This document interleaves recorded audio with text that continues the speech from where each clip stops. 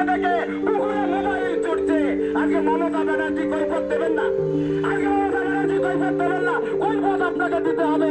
কারণ আপনি কেন জোর গলায় বলেন যে আজকে তৃণমূলের অত্যাচারের প্রতি পরামর্শনা দেখতে হবে সাধারণ মানুষ 2026 আর পুলিশ বন্ধুরা এইভাবে গণতন্ত্র চলতে পারে না।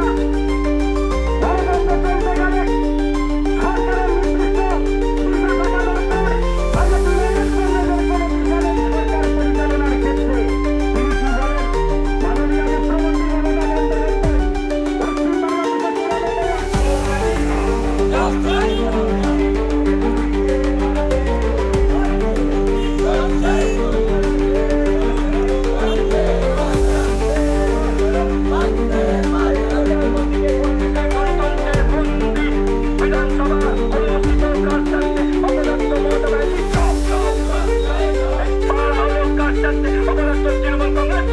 বন্দ্যোপাধ্যায় পশ্চিম বাংলার বিধানসভায় বিজেপি প্রতিনিধিদের উপর আক্রমণ, তার চাকরি আমাদের তৃণমূল কংগ্রেস জবাব দাও।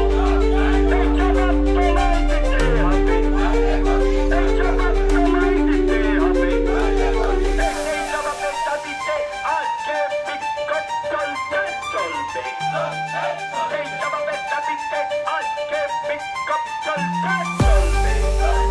এই প্রধানমন্ত্রী 1 2 3 4 1 2 3 4 1 2 3 4 দিকে দিকে বিরোধীদের উপর আক্রমণ, কিসের স্বার্থে মুখ্যমন্ত্রী জবাব দাও। বিধানসভায় বিরোধীদের উপর আক্রমণ, কিসের স্বার্থে মুখ্যমন্ত্রী জবাব দাও।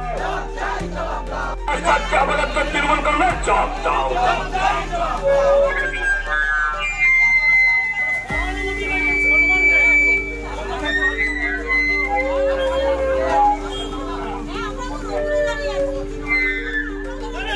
অপদার্থ মুখ্যমন্ত্রী তোমায় জানাই ধিক্কার।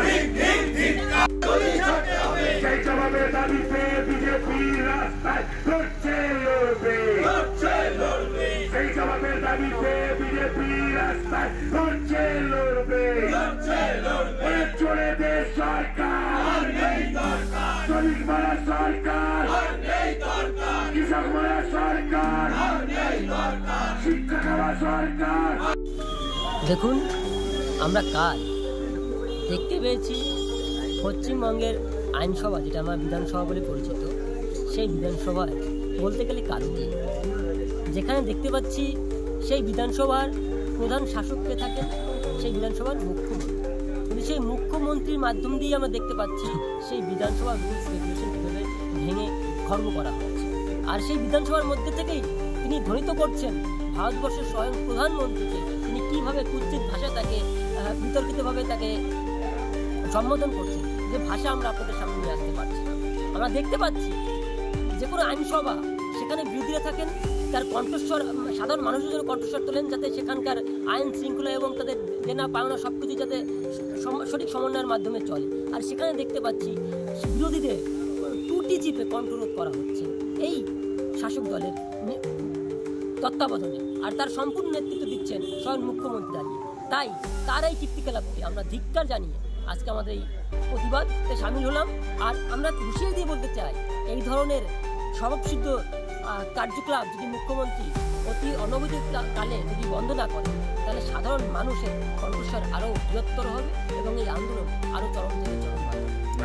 রাজীব ঘরান, সভাপতি, আপনারা দেখেছেন মাননীয় মুখ্যমন্ত্রীর নেতৃত্বে আমাদের বিধানসভায় বিজেপি বিধায়কদের উপর যেভাবে আক্রমণ চালানো হয়েছে, এটা আমরা মনে করি পশ্চিমবাংলার ভিতরে ঐতিহাসিক ঘটনা ঘটিয়েছে মুখ্যমন্ত্রী।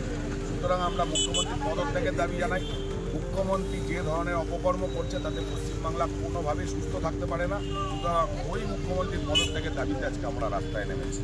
আগামী দিন আরও বৃহত্তর আন্দোলনে যাব, যতক্ষণ না পর্যন্ত এই মুখ্যমন্ত্রীকে গদিচ্যুত আমরা না করতে পারছি।